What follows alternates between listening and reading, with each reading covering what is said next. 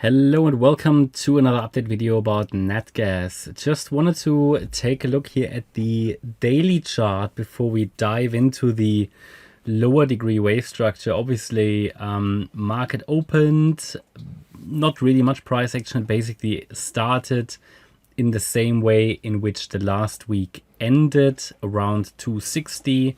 Nothing happened really. We are still in the range. Price might break to the upside, but it hasn't done that yet. So things haven't really changed. What I wanted to help people understand, because, you know, there's a lot of discussions down there around, okay, is it still going to go down to 150 or is it going to go up? Get a bit of an idea of perspective and where we're coming from. We have a view where Natgas rallied off the June 2020 lows in a wave 1 here to the upside in June 22. That was an increase of round about 550%. Yeah, so quite a substantial rally, which I see as a wave 1 here on the daily Natgas chart. We then came down in an A wave, moved up in a B wave, and coming down now in a C wave. So this is now where it's getting interesting, because price has already dropped off the high.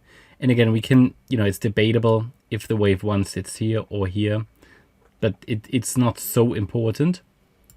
For me, this move up looks more like a 3-wave move. So I like to see that as an overshooting B wave. Either way, okay, so we are coming down, price off the high, if it's here or here, doesn't really matter so much, dropped to where we are around 75%. Yeah. So what you need to have the perspective to understand price already dropped 75%. It doesn't need another low. At the moment, because we don't have any impulses to the upside, expectation would be for one more low, and also because the wave count would suggest another low. But that is based on the idea that this is an A, B, C structure. If it bottoms here, which it can do because it dropped enough, it would be a WXY. And if we're looking at the Fibonacci retracements and how far price came really down, let's just add the 88.7 fib level. Yeah, you can see price is basically hovering around the 88.7 fib level at the moment at $2.35. It is basically for a wave 2, which this is, it has come down enough. Yeah. Still though, and that's because the lower degree price structure, another low would seem likely in my opinion, but it's not a must. I think that is important to understand. We've been on this channel, we've been bearish throughout 2022 and 2023. Yeah, basically from, I think we started to cover it in August or so. Can't remember exactly. We've been fairly bearish on it. And the idea is, or the idea was that prices would come down. So the Elliott waves have guided as well. But now we're at a point where the question is, okay, do we get another low or not? And if we get one, how do we get it? And that is what we're dealing with here. But really taking the bigger picture into account, it's not really too meaningful.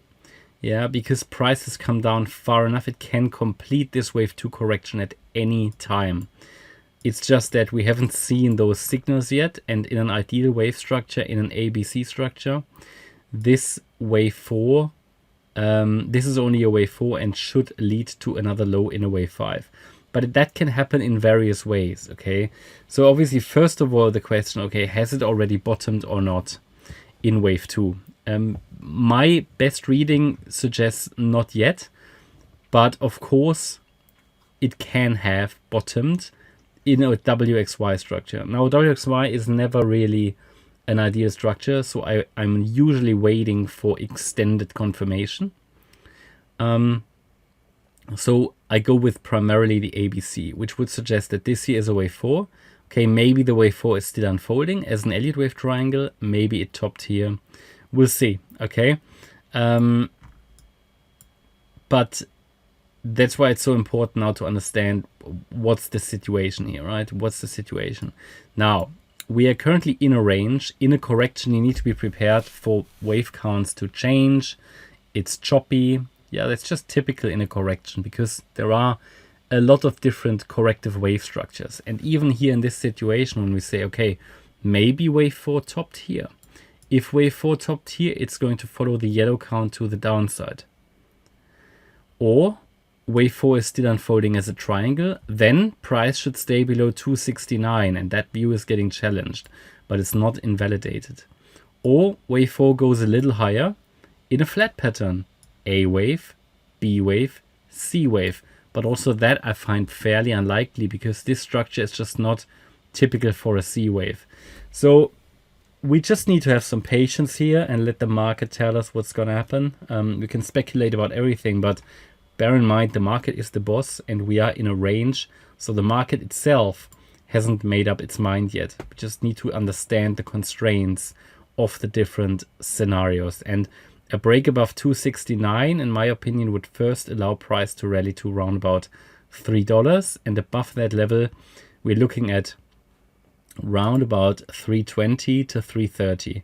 Yeah, depending on which structure is eventually playing out. And if we then see a complete 5-wave move up, then we can say, okay, instead of 3 waves, yeah, instead of an ABC, if we see 5 waves up, then we can say, okay, maybe price has already formed a lasting low and we're back in a bull run. But I don't see any evidence for that at this stage. But I will keep you updated always with the latest updates here about Natgas. But yeah, not much happened. So really 269 remains key resistance level. A break above that level would invalidate this triangle idea, but it would not invalidate further downside. So it really would need an impulse to the upside to identify the trend has shifted to the upside. Until then, we're looking at another low for Natgas. Yeah, that's my update about Natgas. Hope you liked the update. If you did, please hit the like button, leave a comment and subscribe. And if you really like the content, then please check out the channel membership. Thanks a lot for watching. Bye-bye.